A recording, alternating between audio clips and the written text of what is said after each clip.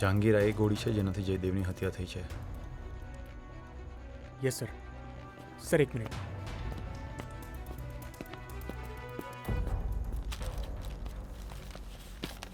અને સર આ police ડિપાર્ટમેન્ટની bullet છે.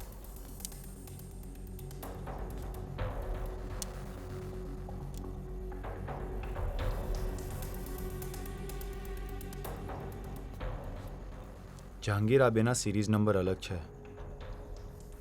ઇટ મીન્સ કે આપણે જે વિચાર્યું હતું એ સાચું છે. યસ, જયદેવની હત્યા મારી ગોળીથી નથી થઈ. દેટ મીન્સ કે ત્યાં કોઈ ત્રીજી વ્યક્તિ પણ હતી જેને અદિતિએ નથી જોઈ. Sir don't mind but I feel કે અદિતિને પણ શકના દાયરાની બહાર ના મુકાય.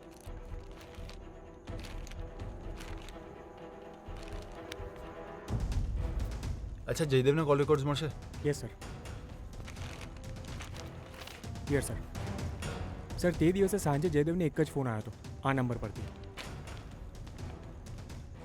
હા, તો એક ફેમિલી મેમ્બરનો નંબર છે. ફોન આવ્યો. જહાંગીર, મારા કોલ રેકોર્ડ છે? Yes sir.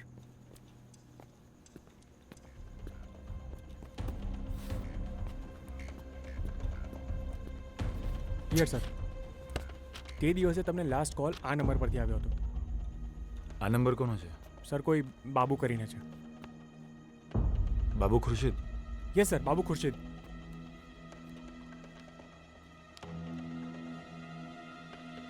ચલ. ક્યાં સર? બાબુ ખુરશીદ અને જયદેવને જે કોલ આવ્યો એ બંને વચ્ચેની કડી મળી ગઈ છે. Let's go.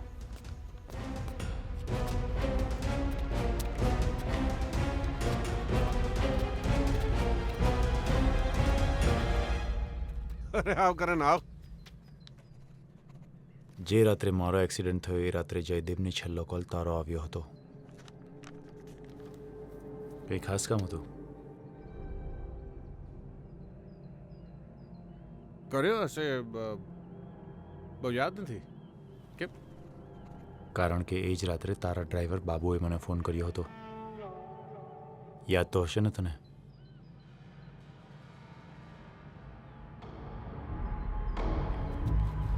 હવે જાણવું જ હોય તો તારે જયદેવ પાસે ઉપર જવું પડે.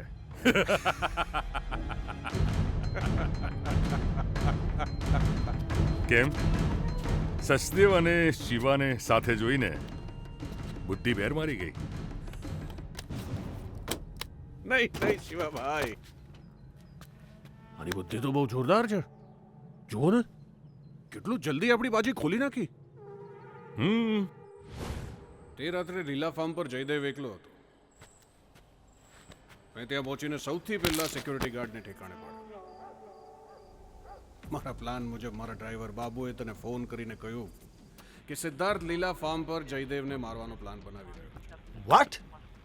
મને ખબર હતી કે આ સાંભળીને તું ચોંકી જઈશ અને લીલા ફાર્મ પર દોડતો આવીશ. અને એટલે જ અરે બસ નહીં, તું ફ્રી. મને ખબર છે તમારી મનસ્થિતિ વિશે, બહુ સારી રીતે ખબર છે. પણ તમને લોકોને મારી મનસ્થિતિ વિશે નથી ખબર. ચાલો, રાણા સાહેબની સામે હું છે ને કંઈ બોલી નથી શકતો યાર. પણ સાચું કહું, તું છે ને પેલી 2 કરોડ વાળી વાતમાં ખોટો નહોતો. હા, આમ ચમકીશ નહીં, મને બધી ખબર છે. ઉલટાનું ચાલુ તમને લોકોને નથી ખબર પેલો કરણીયો શું રમત રમે છે. આમાં કરણ શું રમત રમે? કરણનું મગજ છે ને અત્યારે ડ્યુટીમાં આખું ગાંડું થઈ ગયું છે. એ રાણા સાહેબની પાછળ આખો હાથ ધોઈને પડી ગયો છે.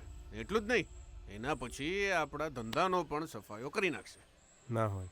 અરે શું ના હોય? સારું, તો મને એમ કે રાણા સાહેબને 2 કરોડની વાત વિશેની કોણે જાણ કરી? કોણે? કરણે.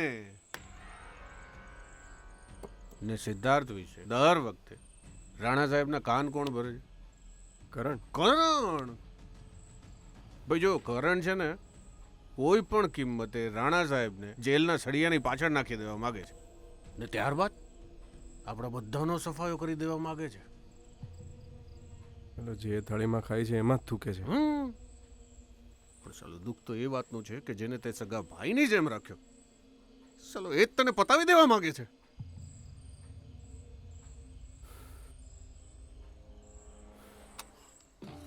પણ તું ચિંતા નહીં કર.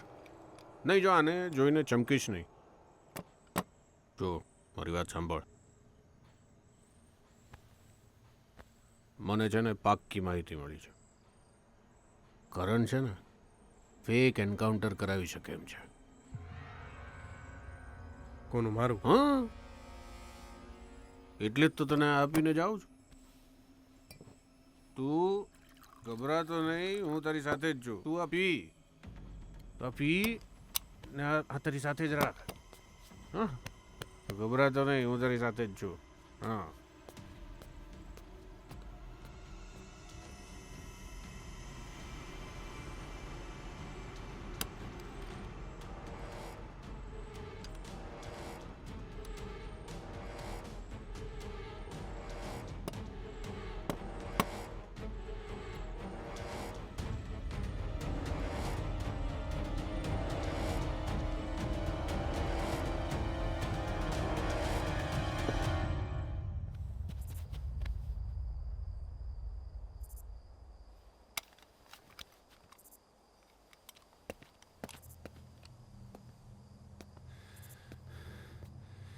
જયદેવ, તું ઠીક તો છે?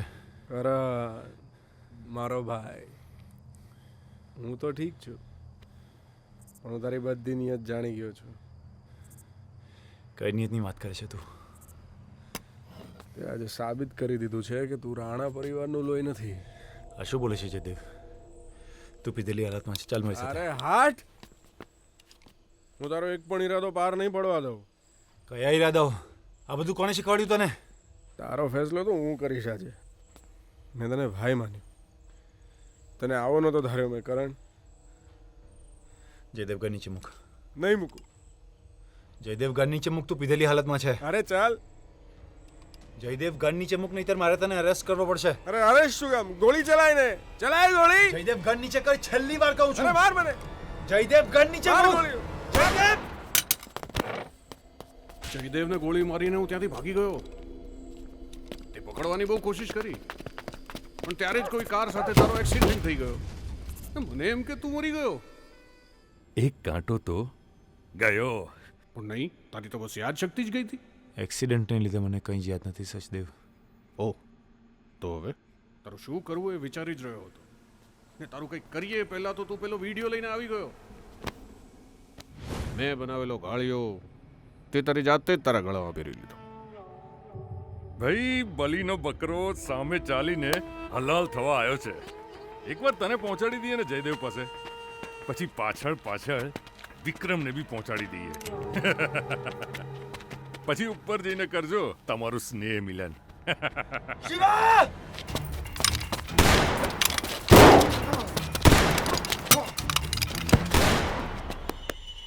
ખતમ કર દે.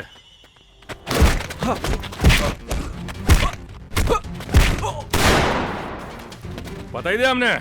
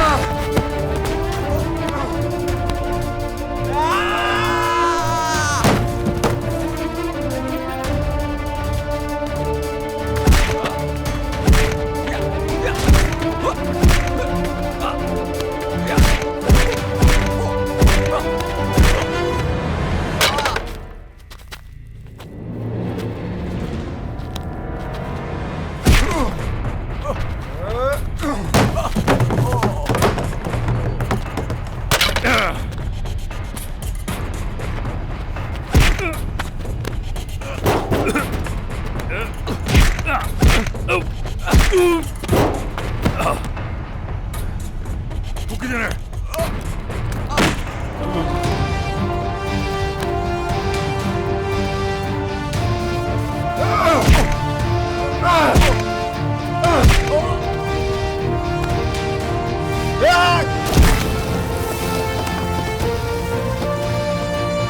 ગોળી ના ચલાવતો ભાઈ.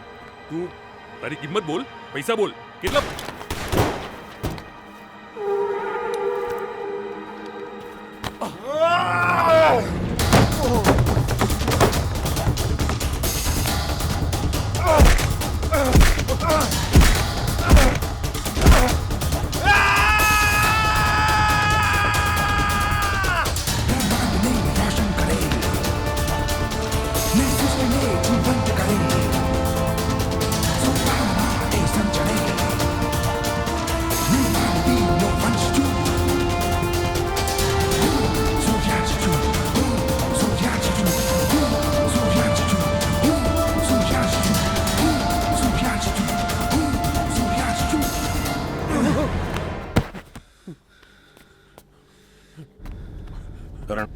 કરણ આ બધું શું છે?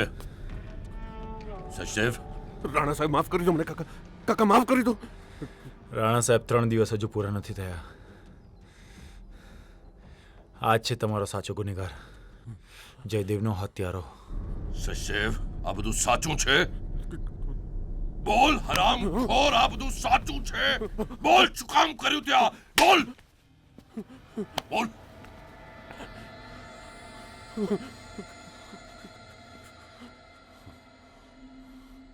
આખું સામ્રાજ્ય,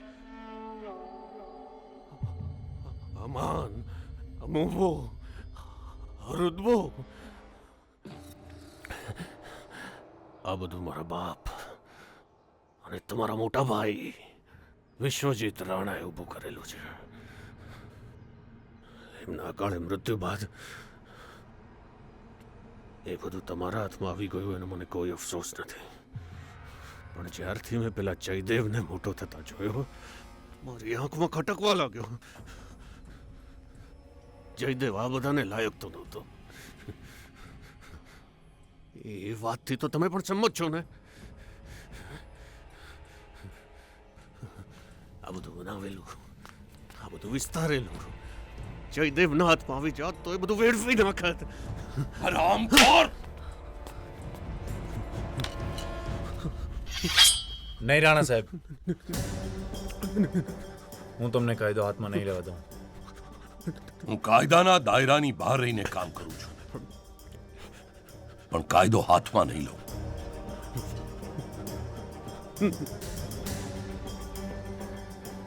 અલે, નહીં રાણા સાહેબ, મને માફ કરી દો. જો તારી રગોમાં તારા બાપનું લોહી દોડતું હોય ને, તો તારો ન્યાય તું પોતે જ કરી લે.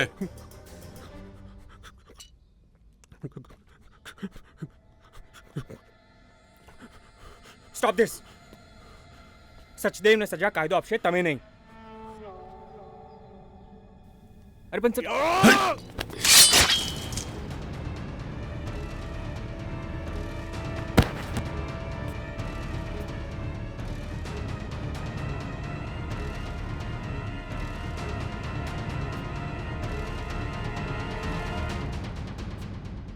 સર, તમે એક ક્રિમિનલને માર્યો છે, but you are of duty, sir. I am sorry, sir, but I have to arrest you.